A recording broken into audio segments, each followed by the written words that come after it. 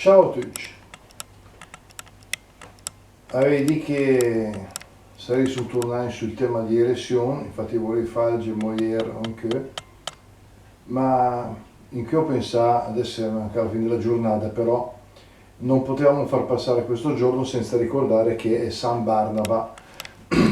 Barnaba, un giudeo convertito al cristianesimo, uno fra i primi, tra l'altro è apostolo perché la Chiesa lo venera come apostolo anche se non faceva parte dei 12 scelti da Gesù. E perché è importante? Beh, primo perché appunto per tutte le chiese è apostolo, perché per Milano, per noi di Milano, si dice che sia qualche rapporta per prima la fede cristiana che a Milano.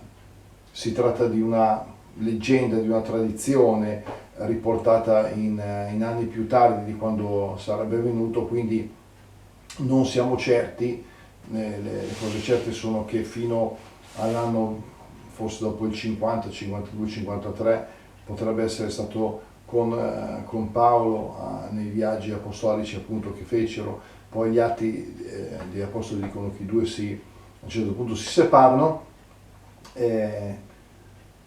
Si dice che questo l'abbiamo ricordato al 13 col 13 de marzo, infatti un po' è per il maschio per di un quei corso più sé, su che la tradizione che infatti per i milanesi, almeno per i vecchi milanesi, era una roba importante, sarebbe arrivato un 13 marzo dell'anno, pare dell'anno 51, però come dicevo sono tradizioni che non hanno un fondamento storico. Comunque ci piace ricordarlo, che è proprio la sua festa, quindi come milanese e poi come cristiano per quelli che credono, ricordo sto Shurki che tra l'altro è stato uno dei primi che ha cercato di mettere in pratica il Vangelo che sentiva, che poi ha annunciato, perché vendette una sua proprietà per poter ricavare dei soldi da dare tramite gli apostoli alle persone più bisognose.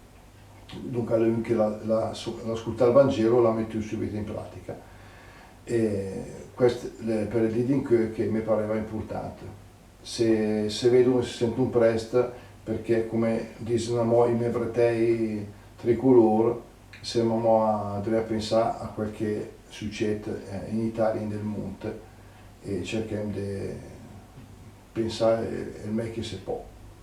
Vi saluto tutti, ciao ciao!